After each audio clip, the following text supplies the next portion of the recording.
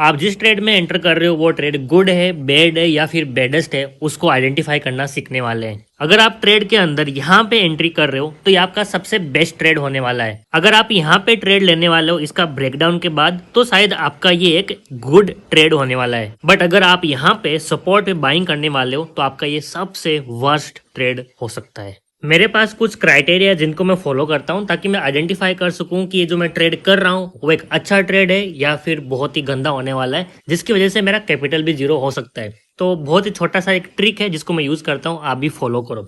तो ट्रिक क्या है? नंबर 1, क्या जो मैं ट्रेड अभी कर रहा हूं वो मेरे प्लान के अंदर है या फिर नहीं? क्या इसके बारे में मैंने प्लान किया था या फिर नहीं? क्या मैंने इसके बारे में पहले ही सोच के रखा था या फिर नहीं? ये 2-3 सवाल है, इनको पूछो।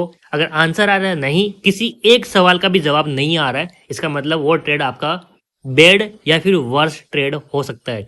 अगर इन तीनों के आंसर हर बार यस यस यस आ रहा है, इसका मतलब ये मेरा ट्रेड या तो गुड हो सकता है या फिर बेस्ट हो सकता है। एंड इन दोनों के बीच में मैं आइडेंटिफाई कभी नहीं कर सकता अनलेस उस ट्रेड में एंटर करने के बाद मुझे कितना जल्दी प्रॉफिट दिख रहा है एंड कितना जल्दी मेरे टारगेट की तरफ जा रहा है, तभी मैं ये बोल सकता हूँ कि ये मेरा ट्रेड बेस्ट था या फिर गुड था। मैं आपको यहाँ पे एक एग्जांपल देता हूँ। ये वाला ट्रेड मैंने कल अपनी कम्युनिटी के साथ में व्हाट्सएप ग्रुप पे शेयर किया था। जब मैंने एंट्री किया इस पॉइंट पे तो मैंने उनको भी बताया था, जिस टाइम पे मैंने टारगेट बुक किया अपना, उस टाइम पे उनको भी बुक करवाया। बट यहाँ पे मेन चीज क्या है, जैसे ही मैंने यहाँ पे एंट्री की, सेम कैंडल देखो यहाँ पे साइमल्टेनियसली बहुत ही फास्ट गिर गई, यानी कि इथेरियम यहाँ से क्रैश करना स्टार्ट कर गया। इसका मतलब है ये मेरा ट्रेड अब गुड ट्रेड बन चुका है। एंड जैसे मेरा यहाँ पे टारगेट हिट हुआ, मैंने अपना प्रॉफिट बुक कर लिया एंड मैंने इस ट्रेड को नाम दिया कि एक गुड ट्रेड था। लेकिन फिर देखो क्या हुआ, यहाँ पे मेरे एग्जिट करने के बाद जो मुझे टारगेट था मैं उसे सेटिस्फाई हुआ,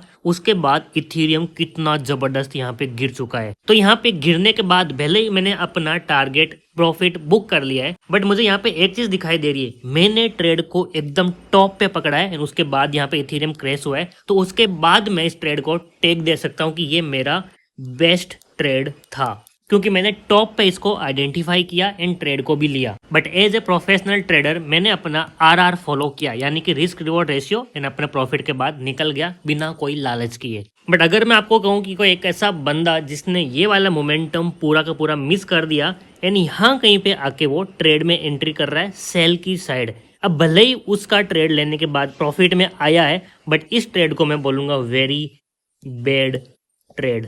ऐसा क्यों हुआ? क्योंकि जब मार्केट यहाँ पे गिर रहा था तो वो चार्ट के सामने नहीं था, जस्ट बिकॉज यहाँ पे बिटकॉइन या फिर इथेरियम दोनों एक साथ में क्रैश कर रहे हैं, तो उसने यहाँ पे आके सेल किया एंड प्रॉफिट कमाया। तो उसके प्लान में ये नहीं था, ऑन द स्पॉट प्लानिंग हो रही है ट्रेड की, जिसकी वजह से एक सबसे गंदा ट्रेड हो सकता है। भले यहाँ पे इसका प्रॉफिट हुआ, लेकिन फ्यूचर में अगर बार बार ऐसा करेगा तो वो लॉस ही करने वाला है। क्योंकि 90% टाइम ऐसा होता है जब भी कोई भी मार्केट हो, अगर एक साथ में गिरता है तो वहां से रिवर्सल बहुत जल्दी ले लेता है। मैं एग्जाम्पल आपके सामने यहीं पे दिखा देता हूँ without changing any time of the chart. अब यहाँ पे देखो आप, जब यहाँ से ब्रेकडाउन होना स्टार्ट हुआ, इतना जबरदस्त गिरा, जिन लोगों ने यहाँ पे आके सेल किया उनके साथ क्या हुआ देखो, जहां से गिरना स्टार्ट हुआ था वहीं पे जाके मार्केट रुक गया।